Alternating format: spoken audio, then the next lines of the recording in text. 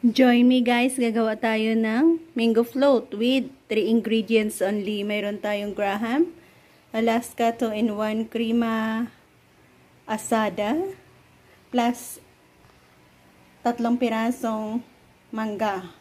So join me kung paano nga ba natin gawin ang pinakasimple at easy way na pamamaraan ng paggawa ng mango float. Sa ating creamer, nilagay natin ito sa fridge. So, nagiging tika siguro ito. 3 pirasong mangga na matamis. Ayan.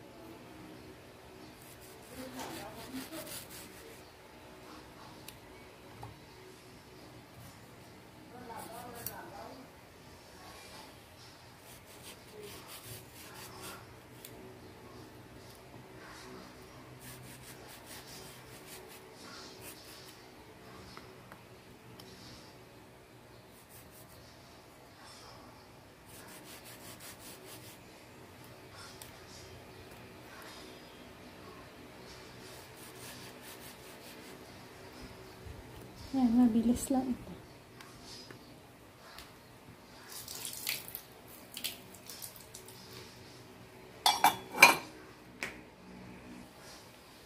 Scoop out natin at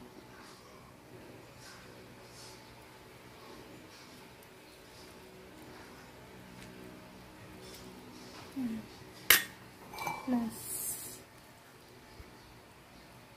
ganyan na daw ang hiwa natin. Medyo makapal-kapal konti. Lagay natin dyan. Gawin natin sa lahat na iyan. So, ganyan ang ating hiwa. Mag-adjust lang tayo kung sobrang kapal. Ayan, malapit na natin maubos lahat. Mahiwa. Sa sizes na ating gusto. Ganyan natin hiwain.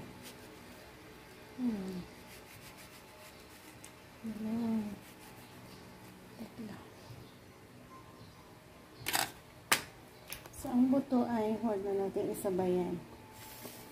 Para naman sa ating ito, open natin. Yan, isalin muna natin dyan at ibit. Para medyo madami.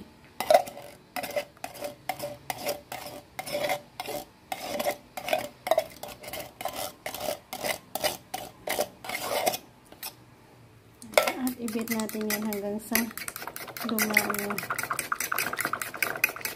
Yan, madali lang naman yan. Layer by layer lang ang ating gagawin. First, lagyan natin ng Graham. Yan. Perfect sizes ito. Yan. Next, lagyan natin siya ng cream.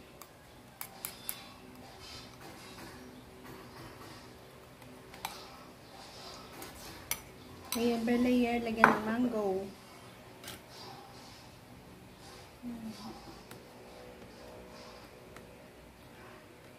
Na-absorb lang yan mamaya.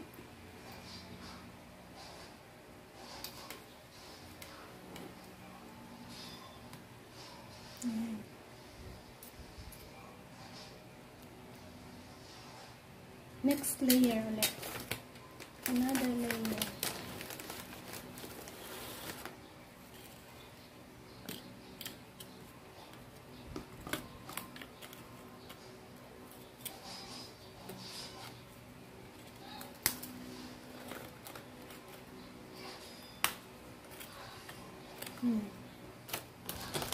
Next, ang ating cream. Next, mango again.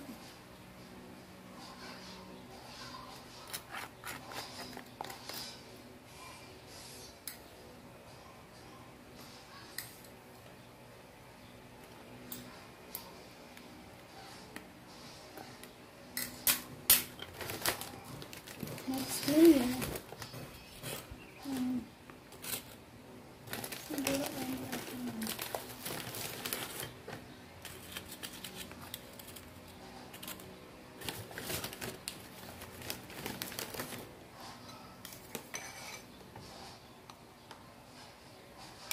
Sword lang din naman.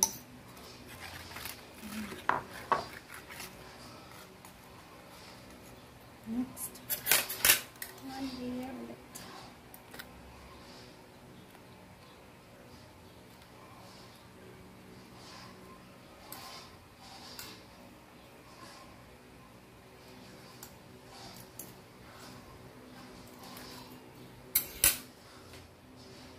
Yan. Tapos, i-press natin para lahat ng area na walang cream, nalalagyan na yung ganyan lang kadali. 3 ingredients para sa ating masarap na mango float.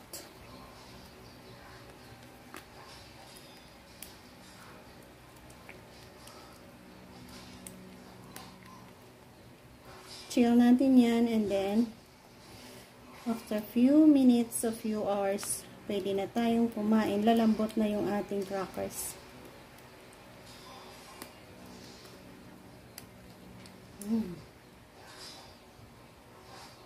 So, ganyan na siya.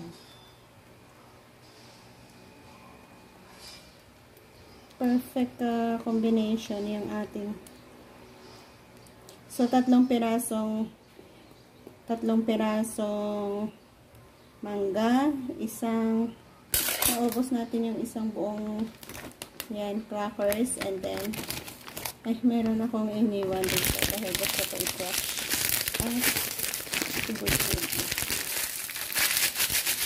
isang can ng ating cream.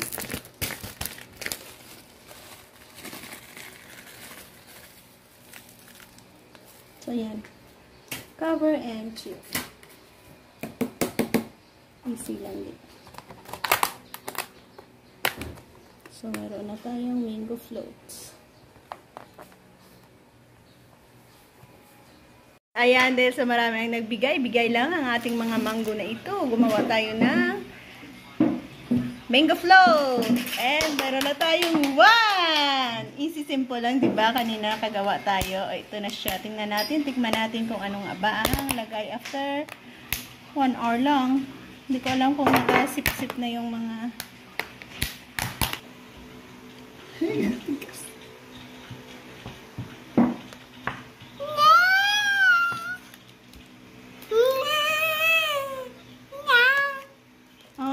okay na nga. After 1 hour lang. Ay, medyo matigas pa.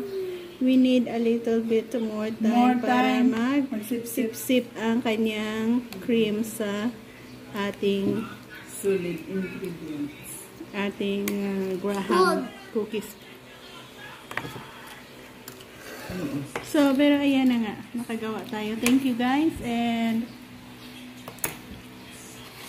good day.